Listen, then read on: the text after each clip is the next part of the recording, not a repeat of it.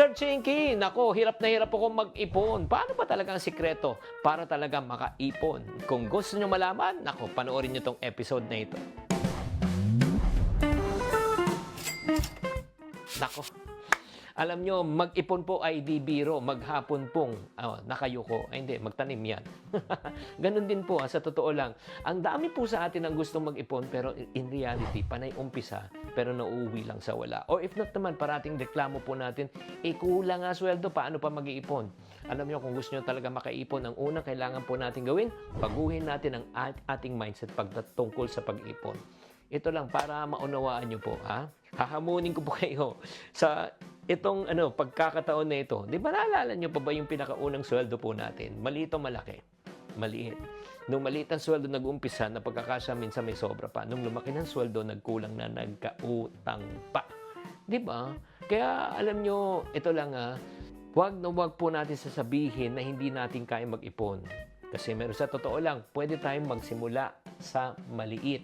Kahit pa 20-20 pesos sa isang araw, times 30 days, 600 a month, times 12 months, 7,200 a year. Meron nga tayong kasabihan, mga kapatid, di ba?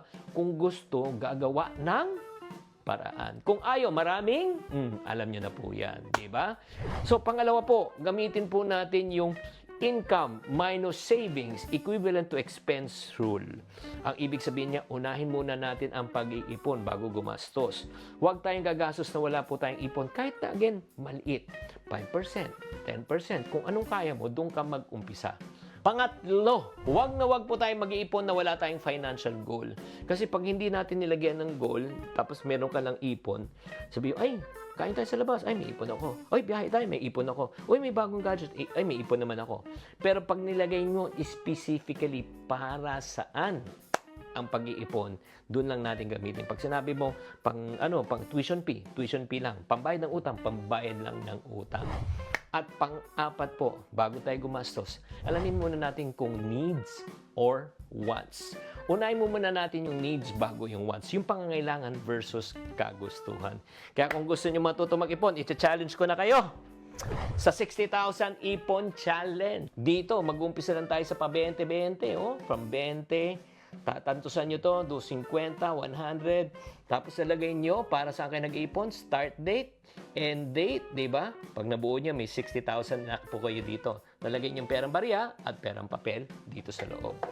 Kaya mga kapatid, ang pag-iipon po ay isang pag-uugali. Kung kaya nyo mag-umpisa sa maliit, kaya nyo pa rin mag-umpisa sa malaki. Tatandaan, tamang karunungan, tamang disiplina po ang susi sa pagyaman.